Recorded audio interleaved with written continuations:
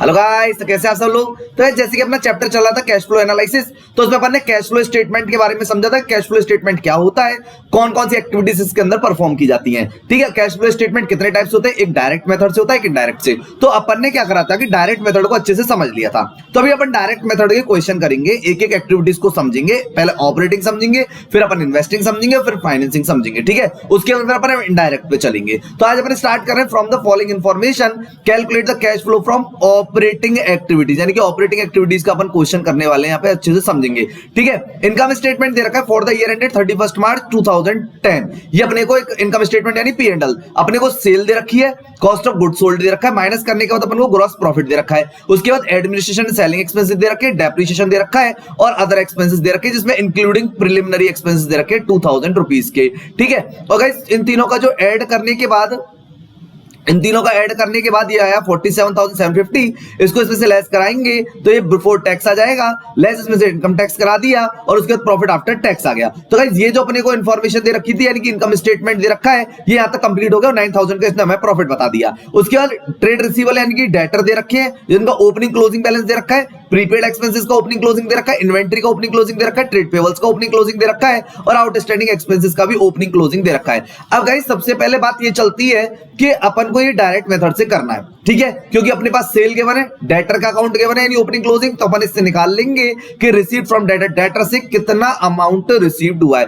अब क्वेश्चन इस बात का है, कई सारे स्टूडेंट ये पूछते हैं कि सर पता कैसे चलती है कि किसका अकाउंट अपन को प्रिपेयर करना है। तो आपको एक हिंट बताता हूं कि यानी कि कोई भी इंफॉर्मेशन दे रखी हो और उसके ओपनिंग क्लोजिंग बैलेंस दे रखे हो, इसका मतलब उसका अकाउंट आप प्रिपेयर करेंगे तो उसमें कुछ ना कुछ ऑब्वियसली उसमें निकलेगा। ठीक है, जैसे कि सेल दे रखी है और डेटर का ओपनिंग क्लोजिंग दे रखा है, इसका मतलब अपन इसका डेटर का अकाउंट बनाएंगे जिससे अपन को निकल के आएगा रिसीव्ड फ्रॉम डेटर। ठीक है, अब यहाँ पे कॉस्ट ऑफ गुड्स सोल्ड दे रखा है, अपने को पता है कॉस्ट ऑफ गुड्स सोल्ड का फॉर्मूला क्या, अपन पहले वो लगाएंगे, उससे अपन परचेज निकालेंगे और जिससे कि फिर अपन को दे रखा है ट्रेड पेबल यानी क्रेडिटर का बैलेंस ओपनिंग क्लोजिंग, तो उससे निकल के आएगा पेमेंट टू क्रेडिटर कितना करेंगे। तो गाइस एक एक पॉइंट को अच्छे से अपन समझेंगे और आपको इजीली वे में समझ में आएगा। ये डायरेक्ट मेथड का प्रॉपर एक क्वेश्चन दिया हुआ है। ठीक है, तो सबसे पहले अपन यहाँ पे क्या बना रहे हैं, सबसे पहले डेटर का अकाउंट बना रहे हैं अपन। किसका अकाउंट बना रहे हैं, डेटर। ठीक है, तो डेटर का अपन ने अकाउंट प्रिपेयर करा, बहुत सिंपल वे में अपना अकाउंट प्रिपेयर करते हैं। अपने को पता है फॉर्मेट क्या है, पर्टिकुलर अमाउंट। ठीक है, ये वर्किंग नोट होते हैं, तो अपन यहां पे लिख दिया particular amount, then particular amount. ठीक है, अपने को पता है जो डेटर होती है असेट्स होती है, इसलिए इसका ओपनिंग बैलेंस होता है टू बैलेंस ब्रॉट डाउन। ठीक है, टू बैलेंस ब्रॉट डाउन है, तो अपने को ओपनिंग बैलेंस तो ये दे रखे हैं और क्लोजिंग बैलेंस अपने को ये दे रखे हैं। तो ये ओपनिंग बैलेंस है और ये अपने कौन से बैलेंस है, क्लोजिंग बैलेंस। ठीक है, अब इसमें सबसे पहले ओपनिंग बैलेंस जो दे रखा है डेटर का, वो दे रखा है 53,600। ट्रेड रिसीवेबल भी लिख सकते हैं, डेटर भी लिख सकते हैं, 53,600 ये अपन ने यहाँ पे लिख दिया। ठीक है, उसके बाद एक दो लाइन छोड़कर अपन इसका क्लोजिंग बैलेंस भी लिख देते हैं, बाय बैलेंस कैरेट डाउन, और क्लोजिंग बैलेंस अपने को कितना दे रखा है, 68,000 का अपने को क्लोजिंग बैलेंस दे रखा है। ठीक है, 68,000 का अपने को क्लोजिंग बैलेंस दे रखा है, 68। ठीक है, अब इसमें सबसे पहले लिखा हुआ सेल। अब सेल के बारे में जब तक कोई भी इंफॉर्मेशन नहीं होती तो अपन ये मानते हैं क्रेडिट सेल है, 2,25,000 की एंट्री पोस्ट होती है जब कोई भी क्रेडिट सेल करते हैं, तो debtor account DR to sales account. ठीक है, टू सेल्स अकाउंट। अब टू सेल्स में अपन ने लिख दिया 2,25,000, कितना लिख दिया, 2,25,000। अब इसके अलावा और कोई इंफॉर्मेशन नहीं है, तो अपन अब ये निकालेंगे कि रिसीव फ्रॉम डेटर से कितना पैसा रिसीव्ड हुआ है। ठीक है, अब अपन क्या करेंगे, इसको ऐड करेंगे, यानी कि 2,25,000 प्लस 53,600 और उसमें से ये आ गया अपने 2,78,600। कितना रहेगा, 2,78,600। ठीक है, उसमें से अपन माइनस कराएंगे इसमें से 68,000, तो गाइस ये आएगा आपका 2,10,600। तो यहाँ पे बैलेंसिंग वगैरह आएगा, तो यहाँ पे लेंगे बाई बैंक। ठीक है, बैलेंसिंग फिगर। ठीक है, और कितना आएगा, 2,10,600। तो यहाँ पे लिखेंगे अपन 2,10,600, तो ये आ गया 2,10,000। अब कहोगे बैलेंसिंग फिगर है, अब इसका मतलब ये है कि पैसा आया, क्योंकि जब पैसा आता है डेटर से तो अपन एंट्री पोस्ट करते हैं बैंक अकाउंट DR या cash account DR to debtor, तो डेटर के account by bank balancing figure 2,10,600, ये अपन ने बैलेंसिंग फिगर निकाला है। तो ठीक है, अपने को ये समझ में आ गया कि रिसीव फ्रॉम डेटर से 2,10,600 रुपीज रिसीव्ड हुए। एक तो वर्किंग नोट गाइस ये बन गया, ये है वर्किंग नोट नंबर फर्स्ट। ठीक है, आई होप कि ये बात आपको समझ में आई होगी डेटर की। अब अपन बात कर लेते हैं कि रिसीव फ्रॉम मतलब पेमेंट टू क्रेडिटर कितना करा, क्योंकि रिसीव फ्रॉम डेटर से तो 2,10,000 2600 अपन ने निकाल लिया। अब अपन क्रेडिटर का करेंगे, लेकिन क्रेडिटर के लिए अपने पास क्रेडिट परचेज नहीं, तो अपन को थोड़ा सा समझना पड़ेगा कि ये जो अपने को क्वेश्चन में सीओजीएस दे रखी है, क्या दे रखी है सीओजीएस, तो सीओजीएस का फॉर्मूला लगाने के बाद अपन इसमें निकाल के ले आएंगे परचेज। अब जरा उसको भी समझते हैं अपन। तो देखो गाइस, अपने को खूब अच्छे से पता है कि सीओजीएस का जो फॉर्मूला होता है कॉस्ट ऑफ गुड्स सोल्ड का, वो होता है जी ओपनिंग स्टॉक, ठीक है, प्लस करते हैं इसमें परचेज, ठीक है, प्लस करते हैं इसमें डायरेक्ट एक्सपेंसेस और इसमें माइनस करते हैं क्लोजिंग स्टॉक, ठीक है। तो इससे अपन परचेज निकाल के लाएंगे। सीओजीएस का अपन को दे रखी है 164,250, कितनी दे रखी है गाइस 164,250 अपने को दे रखी है, ठीक है, ये दे रखी है अपने को 164,250 इक्वल टू करेंगे ओपनिंग स्टॉक अपने पास गिवन है, ये रहा इन्वेंटरी जो दे रखी है ओपनिंग स्टॉक है 33,750, तो अपन ने यहाँ पे लिख दिया 33,750, ठीक है। परचेज अपने को गिवन नहीं, तो परचेज अपन ने एज इट इज लिख दी। प्लस करेंगे डायरेक्ट एक्सपेंसेस, तो क्वेश्चन में डायरेक्ट एक्सपेंसेस कहीं पे भी नहीं है, तो इसको अपन छोड़ देंगे, इसको नहीं लिख देंगे या लिखेंगे ही नहीं, ठीक है। और माइनस कराएंगे इसमें से क्लोजिंग स्टॉक, तो गाइस अपने को क्लोजिंग स्टॉक कितना का दे रखा है 45,000 का अपने को क्लोजिंग स्टॉक दे रखा है, ठीक है। अब अपन इसको एडलेस करके निकालेंगे कि इसमें यानी कि जो परचेज है वो कितनी है, तो अपन 33,750 को यहाँ लेके जाएंगे तो ये माइनस का हो जाएगा, और यहाँ पे 45,000 जो माइनस का इधर लेके जाएंगे तो प्लस का हो जाएगा, तो परचेज निकल के आ जाएगी अपनी कितनी, वो अपन कर लेते हैं कि 1,64,250 1,64,250 में अपन लोग क्या करेंगे, ऐड करेंगे 45,000 और माइनस कराएंगे 33,750, ठीक है। 33,750 लेस कराएंगे तो आएगा 175,500, ठीक है। कितना आएगा 175,500, यानी कि परचेज निकल के आ गई। तो जब तक गाइस परचेज के बारे में भी कोई इंफॉर्मेशन नहीं होती है, तो ये भी अपनी कौन सी परचेज होती है, क्रेडिट परचेज होती है, यानी कि अपन को हिंट दे रखी थी, सीओजीएस दे रखा है, तो जिससे कि अपन ने क्या निकाल ली, परचेज निकाल ली। अब अपन बनाएंगे गाइस किसका अकाउंट, क्रेडिटर का अकाउंट, क्या बनाएंगे, क्रेडिटर का अकाउंट, ठीक है। तो ये अपना वर्किंग नोट नंबर फर्स्ट था, ये अपना कौन सा हो गया सेकंड, और ये अपन बना रहे हैं जी थर्ड, ठीक है। अब थर्ड बना रहे हैं क्रेडिटर का अकाउंट, बहुत सिंपल है, बहुत समझ में आएगा, एक पूरा प्रॉपर क्वेश्चन ले लिया अपन ने, जिसमें कि आपको ऑपरेटिंग एक्टिविटीज डायरेक्ट मेथड से अच्छे से समझ में आ जाए। अब यहाँ पे अपने को वही पर्टिकुलर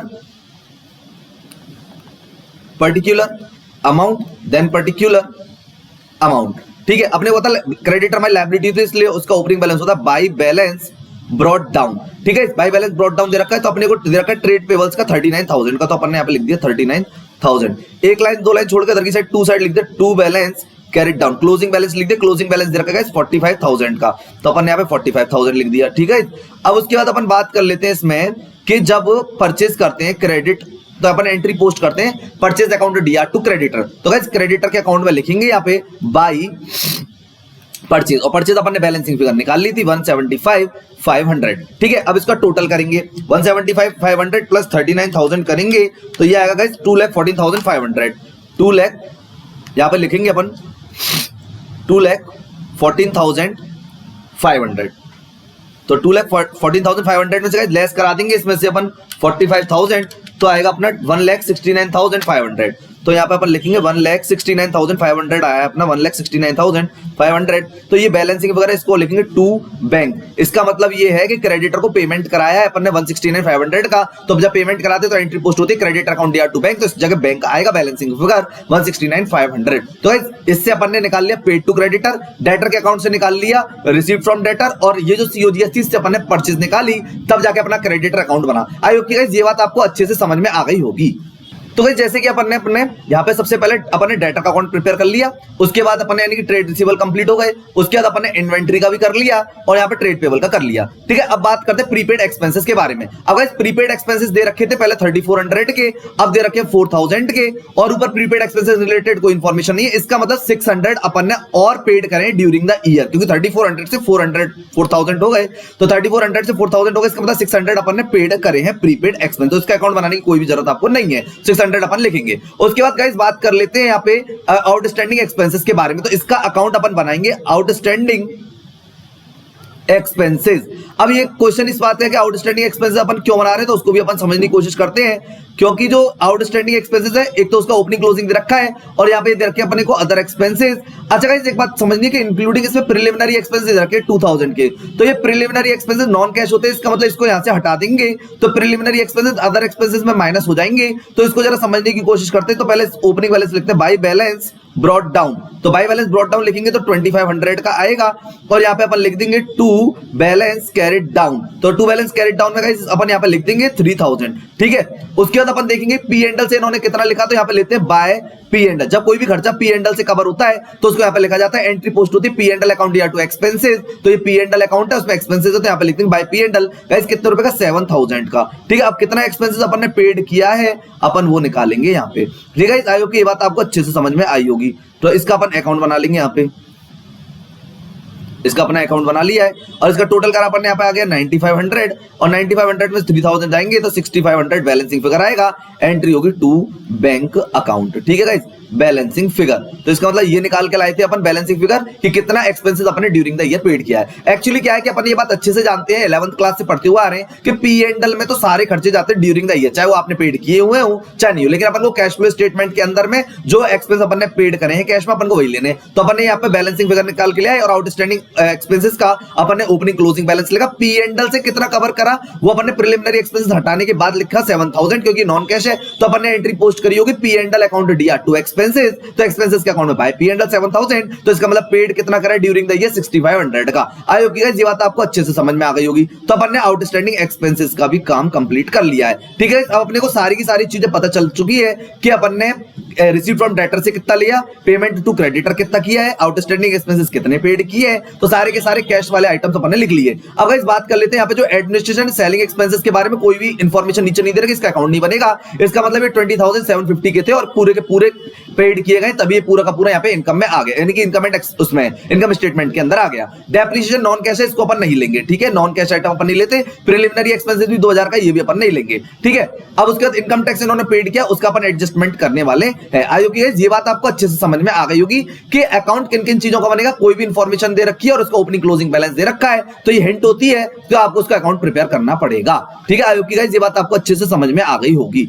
अब बात कर लेते, देखिए सबसे पहले एक तो अपने को क्या चाहिए, 2,10,600, तो एक तो अपन ने रिसीट करा डेटर से और 1,69,500 पेमेंट करा क्रेडिटर को। तो अपन अब इसका स्टेटमेंट स्टार्ट कर रहे हैं और अब बनाएंगे अपन कैश फ्लो, ठीक है गाइस। अब कैश फ्लो बनाएंगे तो उसको जरा ढंग से अपन समझने की कोशिश करते हैं।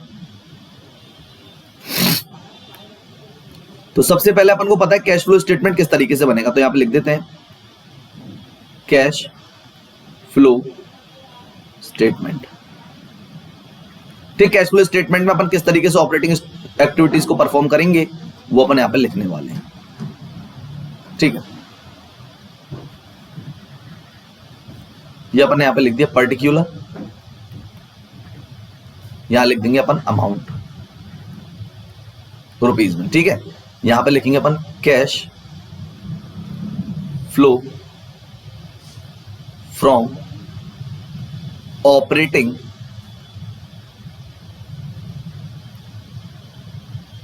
एक्टिविटीज,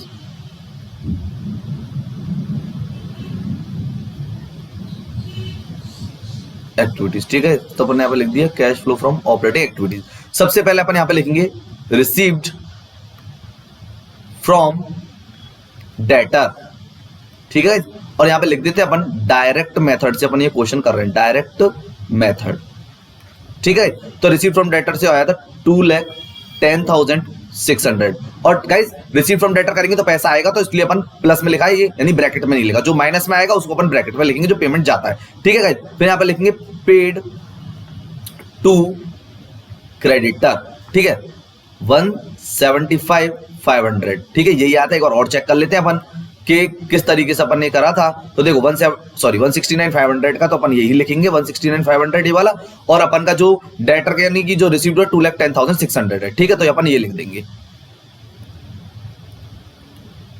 तो अपन यहां पे लिखेंगे 1,69,500, तो 1,69,500, ठीक है, ये लिख दिया। उसके बाद फिर अपन ने लिखा था एक्सपेंसेस पेड। अब एक्सपेंसेस पेड जो आया था वो आया था अपना 6,500 का, तो अपन ने लिख दिया यहाँ पे 6,500, ठीक है। और ये 169,500 का था। ये दोनों के दोनों पैसे जाएंगे तो इसलिए अपन ने इसमें ब्रैकेट में लिख दिया है। ये 169,500 है, इससे 6500 ये जाएंगे, यानी कि एक्सपेंसेस पेड करेंगे 2,10,600 अपने पास आएंगे। उसके बाद गाइस अपन बात करते हैं सेलिंग एक्सपेंसेस के बारे में। इसका कोई भी इंफॉर्मेशन नीचे नहीं थी, इसका मतलब 20,750 अपन ने इनकम में लिया, इनकम उसमें लिया, इनकी अपन का P&L में लिया है, इतना ये अपन पेड कराने वाले हैं। तो यहाँ पर लिखेंगे एडमिनिस्ट्रेशन एंड सेलिंग एक्सपेंसेस, ठीक है, पेड। तो कितने का 20,750, तो 20,750 अपन लिखेंगे और ये भी अपना ब्रैकेट में आएगा क्योंकि ये भी अपना पैसा जाएगा। उसके बाद डेप्रिसिएशन नॉन कैश अपन लेंगे नहीं, अपन ने पहले ही बता दिया है। अदर एक्सपेंसेस का अपन ने ले लिया था, अकाउंट बना लिया था, ठीक है गाइस।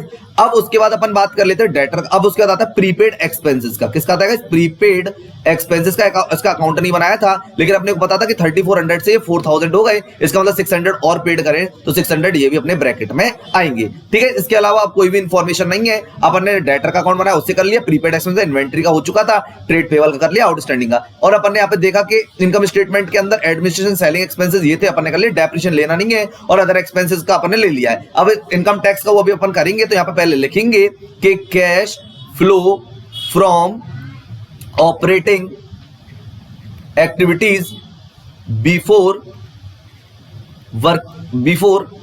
टैक्स, ठीक है, बिफोर टैक्स। अब देखते हैं कितना आता है। तो अपन क्या करेंगे कि 2,10,600 में से माइनस कराएंगे 169,500, ठीक है, 169,500। फिर उसके बाद अपन माइनस कराएंगे इसमें से 6,500, फिर इसमें से अपन माइनस कराएंगे 20,750 और फिर इसमें से अपन माइनस कराने वाले हैं 600। तो गाइस जाएगा 13,250। कितना आएगा? 13,250 प्लस में ही आएगा अपना 13,250। ये आ गया cash flow from operating before tax. अब यहाँ पे करेंगे जी टैक्स पेड, ठीक है। अब टैक्स पेड कितना करा है? ये अपने को दे रखा है टैक्स पेड 4,000 का, ठीक है। इनकम टैक्स जो है वो अपन को 4,000 का दे रखा है, तो वो भी कैश में होता है, तो 4,000 अपन ने माइनस करा दिया है। अब जो भी आएगा वो अपना net cash flow from operating activities आ जाएगी। तो गाइस वो आ रही है अपनी 9,250, ठीक है। तो ये अपन लिख देंगे यहाँ पे 9,250। यहाँ पे इसको लिखेंगे net cash flow from operating activities, ठीक है। ये आ गई आपकी net cash flow from operating activities और ये अपना कंप्लीट हो गया जी। ये कैश फ्लो स्टेटमेंट। इसमें हमने cash flow from operating activities लिया, जिसमें रिसीव फ्रॉम डेटर का अकाउंट बना के निकाल लिया, डेटर के अकाउंट से रिसीव फ्रॉम डेटर निकाल लिया, पेड टू क्रेडिटर यानी कि क्रेडिटर के अकाउंट से निकाल लिया, एक्सपेंसेस पेड एक्सपेंसेस के अकाउंट से बना लिया यानी कि आउटस्टैंडिंग एक्सपेंस बना लिया। एडमिनिस्ट्रेशन सेलिंग एक्सपेंसेस का कोई अकाउंट नहीं था, तो जितना अपन को इनकम स्टेटमेंट में दे रखा था अपन ने उतना पूरा पेड करा दिया। और प्रीपेड एक्सपेंसेस 600 के अपन ने ऐसे निकाल लिए थे 3,400 और 4,000 के बीच से, ठीक है। तो ये अपना ऐसा बेड लेस करने का cash flow from operating activities before tax आ गया था, उसका टैक्स पेड कराया 4,000 का जो दे रखा है, और net cash flow from operating activities 9,250 आ गया। ये प्लस में आई होगी गाइस। ये बात आपको अच्छी समझ में आई। कैश फ्लो स्टेटमेंट था डायरेक्ट मेथड से ऑपरेटिंग एक्टिविटीज का एक क्वेश्चन अपन ने लिया था, तो ये पूरा अपन ने कंप्लीट कर लिया। ये पूरा पैकेज इस क्वेश्चन का है ऑपरेटिंग एक्टिविटीज डायरेक्ट मेथड का, ठीक है। तो अपन अब जो नेक्स्ट लेक्चर लेंगे तो उसमें अपन अदर एक्टिविटीज को समझेंगे विद इलस्ट्रेशन के साथ। तब तक के लिए गाइस आप इसका रिवीजन करते रहे। अगर कोई प्रॉब्लम आ रही है तो आप मेरे को कमेंट सेक्शन में जरूर लेंगे, ठीक है। मिलते हैं अपन नेक्स्ट लेक्चर में, तब तक के लिए guys good bye and thank you.